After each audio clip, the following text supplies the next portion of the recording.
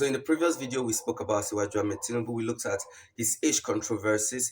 We looked at his achievements in the office. We looked at his achievements as a political leader in Lagos State.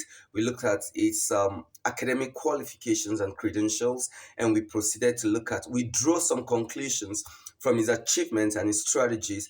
And we also saw that his age may not grant him sufficient physical ability or maybe mental capacity to tackle the demanding task of the office of the President of the Federal Republic of Nigeria. Today we'll be looking at yet another political aspirant, which is Peter Gregory Obi.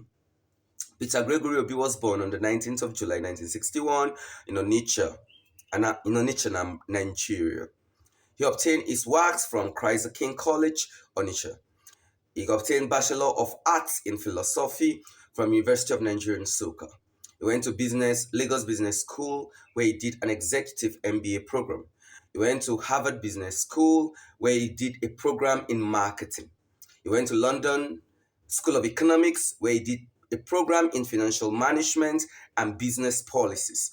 He went to Columbia Business School, New York, where he did a program in marketing management. He went to Institute of Management Development in Switzerland, where he did a senior executive program and breakthrough program for CEOs. He went to Kellogg Graduate School of Management, USA, where he did advanced executive program and global advanced program. He went to Oxford University, where he did a program in advanced management and leadership. He went to Cambridge University, that's George Business School, where he did a program in advanced leadership program. Well, let's look at the position he has occupied. He was a governor of Anambra State, Nigeria, from 2006 to 2014. That's 8 years. He held an honorary special advisor to the President on Finance that started 2006 until May 2015. He was a member of Presidential Economic Management Team from 2006 to 2015. He was a vice chairman, Nigerian Governors Forum from 2008 to 2014. He was the chairman, Southeast Governors Forum, 2006 to 2014. He was the chairman, Board of Security and Exchange Commission. He was a former chairman, Fidelity Bank PLC. He was a former chairman, Golden Express Mortgage Bank Limited. He was a former chairman, Paymaster Nigeria PLC. He was a former chairman, Next International Nigeria Limited. He was a former director, Golden Express Bank PLC. He was a former director, Charms Nigeria PLC. He was a former director, Emerging Capital Limited. He was a former director, Card Center PLC. Look at some of his achievements while he was a governor of Anambra State. Well, he left office leaving $500 million in investment and $156 million in dollars-dominated bond when he left office to his successor. He made Anambra best state in Nigeria in terms of development, partnership, and commitment to reforms for good governance. He changed the WAEC performance index in the state, moving the state from 24th position to the first position in terms of WAEC performance index. Well, a feat that draws the World Bank into commissioning a study to validate this sudden revolution in WAEC performance.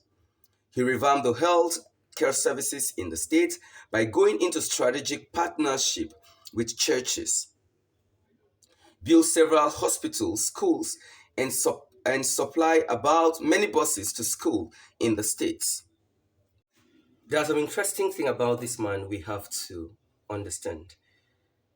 You see, when he was the governor of Anambra State, at the beginning of his tenure in office, he was given 22 cars in his convoy.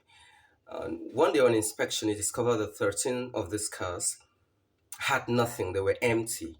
And so right there and then, he reduced the number of cars in his convoy to 5 rather than 13.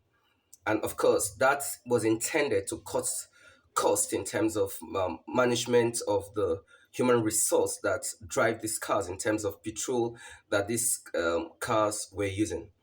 Again, there was this presidential lodge which annually consumes about 400 million naira of their state's money.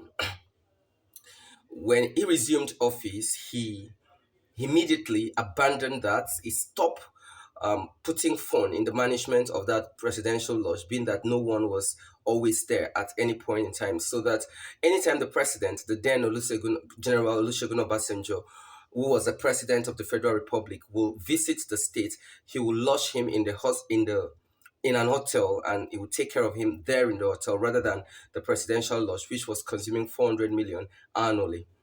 Also, when the government house got burnt in the state, the budget planner estimated 700 million naira to re-innovate and rebuild the structure. But what he did was to use 122 million as against 700 million naira to build the government house. I mean, check out that estimation: 700 million. What was actually used? 122. Difference of about 578 million naira was reserved. Now, of course, little wonder also, while he left office, leaving no debt for his successor. I mean, what about his bulletproof car? One another thing you should understand is that when he resumed office, he was given 150 million naira to get himself a bulletproof car.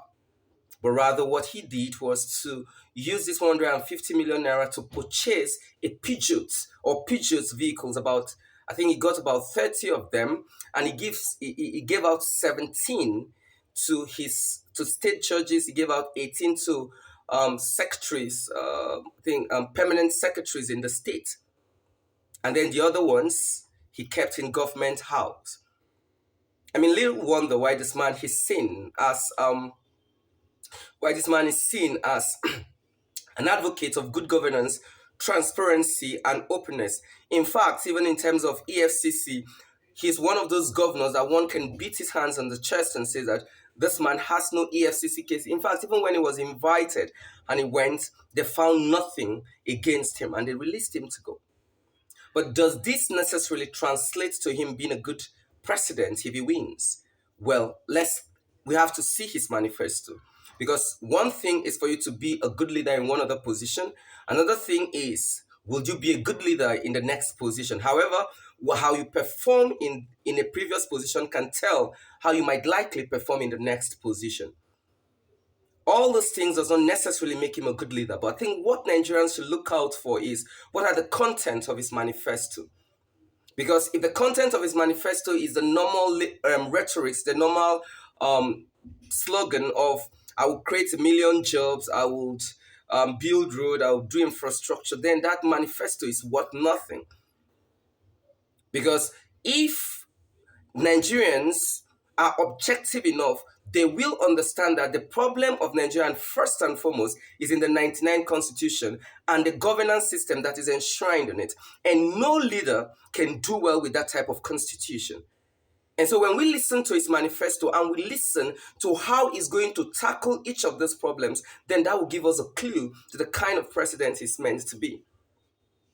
When we are listening to his manifesto, we should be ready to look out for, in this manifesto, does it contain the fundamental problem of Nigeria, which is that of true federalism, which is that of weak institutions, which is that of leadership impunity? And does he have a sound understanding of the intricacies and the complexity of Nigeria problem? Nigerians, I think, it is time for us to be very objective and stop following the bandwagon effect of, well, they say he's good, so he's good. Individualistically, we are supposed to evaluate, appraise, and study what these people have as content of their manifesto and be able to be able to forecast if these guys can do well, if they are given the capacity, if they are given the mandate to become the Nigerian president, because that's the only thing that will give us the direction in which we are to vote.